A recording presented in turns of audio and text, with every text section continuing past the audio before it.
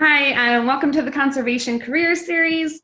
This week's lesson is all about internships. And the timing for this is due to so many students reaching out and asking me for advice on internship disruptions due to COVID. And first of all, I just want to say, it's really frustrating and it's hurtful, and I get you. I'm really disappointed. I had to do the same thing. I was supposed to bring a group of 16 students with me to my field site for 4 elephants in South Africa. And it's so disappointing to have to cancel that. So number one, it's okay to feel bad. But then we must move forward, right? Dust ourselves off, get up, and move forward. That's what makes us unique. That's what makes us committed scientists. So today I'm going to offer you 2 tips wherever you are in your career having to do with internships, even if it's not, if you're not an intern, or if you were disappointed of your internship stopping, or if you have an internship, be grateful for that. So tip 1, you're going to search for internship opportunities that you can do remotely. Now, if you already had an internship and it got canceled, you can then reach out to that organization to offer your assistance remotely, right? So maybe your internship program already offered that. In that case, you're going to be extremely grateful if you're in an internship now and reach out. A hand note is best to say, thank you. I understand the situation is hard. I appreciate the organization and you going to extreme measures to support interns like us. Just that reaching out for gratitude and being thankful, because likely now people are stretched with having many, many more responsibilities than they had before. And so being grateful if you do have the internship. If you don't have the internship now's the time to reach out and say, you were super excited about the internship, you fully understand the situation, but you still believe in that organization mission and you want to help. So offer your services. And this could be completely different than the internship you signed up for, but this is a way to build that relationship with that organization.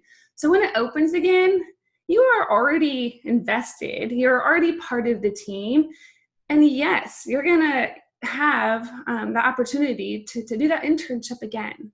But what a great opportunity just to become closer with that organization or that advisor to offer your services. This is not a time to ask for help. What can you do for me, right? This is a time to offer something to them. So do that, reach out, offer your remote services. And this could be something that's outside of your skill set, but this is the point. You're gonna develop a skill set you didn't have before. So maybe this is there a data set that you'd like me to work on? Meaning inputting data into a spreadsheet, right? Admin stuff. Yeah, you want to be a wildlife biologist, but that's part of it. And it's part of it is just, doing those things that everybody has to do, even if it's not the glamorous field work or whatever it might be. Maybe you can offer to say, hey, I see you're trying to do fundraising for this. How can I help? I'd like to promote that for you.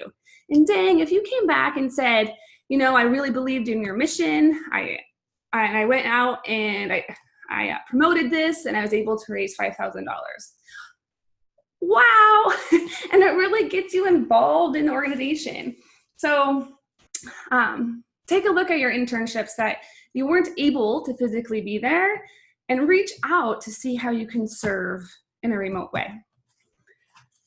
All right, that was tip 1.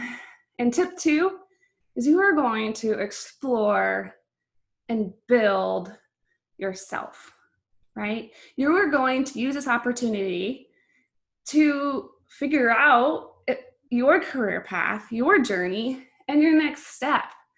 And give it yourself an opportunity to look outside your comfort zone. So sometimes we get really stuck in what we've always known, that it makes it really difficult to step outside that comfort zone to explore different areas. So I challenge you to take this time to do that. Now, how do you do that? You start exploring memberships, groups, organizations, right? You start exploring jobs that you might be interested in. Now, if you're asking yourself, well, where do I find these things? A couple of resources. Of course, you can go to Facebook, just enter groups, and there's a search column. What are your interests, right? Elephants. tigers, ecology, environmental law, whatever it might be, there's likely a group for you. And not only are you going to become a part of that group, you're going to contribute, right? This is a time to explore and offer something and contribute and serve. So that's one option. Another option, I will give you resources like I do for different job boards. Not that you're going to necessarily apply, but just to explore what those jobs would entail. And any memberships, right? So Association of Zoos and Aquariums, that's a really great one because they have a lot of resources if you're a member. Doing virtual conferences right now to start being involved. There's a way you can do this remotely. And now is a time to explore, right? Part of tip 2 is that you're going to explore and grow. An exercise I like that helps me do this is if I set out my resume or a CV, sometimes you call it, and just get a blank piece of paper. You're not going to write this all out. And I would advise going from scratch, not something that you already have, because you want to really open yourself to new opportunity here and taking a critical look at where you are. So have a piece of paper, and we know part of resumes is always education and experience, right? So jot those 2 things down, and you're just gonna bullet point your education and your experience. Now, I didn't say work history, because in the wildlife field, of course, paid jobs are great, but as important and as equally that has weight in the field for getting the next position or the next step is volunteering and internship, whether that's paid or unpaid experience. So the field is looking for experience, and it doesn't have to be exactly in line with the job you're going to apply for, right? We went to see comprehensive skill sets and the ability to take on different skill sets. It's really actually more helpful if you have some unpaid volunteer internship type experiences. It just shows that you're ready to serve and give, and that you have this evidence-based commitment to the field. I talk about evidence-based commitment a lot in my course. So if you're confused by that, check out the course. And the students that are listening to this, now you see how this comes into play. So those are the 2 things I highly recommend. Be grateful for your current internship or reach out to see how you can do it remotely, number 1. And the second is to grow and develop and explore, right? You're going to put together that skeleton resume to do an audit, right? Where are you at? What that does then, it sets you up for looking at which of these areas do I need to work on, right? And it's not to be critical. This is just so you know where you are. You don't know your next step until you know where you currently are. And then you're going to use that as you're looking for jobs and memberships to fit in the pieces, right? Maybe you saw on your skeleton resume that your experiences are lacking. So then as you're looking at those memberships and stuff, look for those opportunities that could fill that space on your resume, right? The idea is to grow, to build. There's so many online courses right now.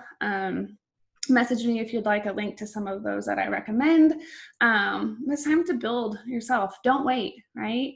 All right, those are 2 tips for how to deal with internships and COVID. This can be regardless really of your career path or where you are in your career. So if you're familiar with my courses, I always like to end with a mindset moment because most of this career has to do with mindset. And this is to challenge you and look at this opportunity for the pandemic to be a time of growth. It's so easy, when those things got canceled, just to close the door. And I understand that feeling. Have that grief for a moment, but then you need to get up, dust yourself off, and take action to move you in the next direction. I want you to come out of this transformed. When I hear that term, when things get back to normal, you should never want to go back to normal. Every day you should grow, regardless of the pandemic, right? So I want you to be a better person tomorrow than you are today. I want you to feel like you have a say in your career path, regardless of what's going on in the world around you, because that will set you apart, right? That's the difference between those that will really make it in this field. When I say make it, I mean finding joy in peace in your journey. So I hope you enjoyed the lesson today. Join me every Tuesday for more career advice, and stay tuned for project updates and opportunities. All right, thanks.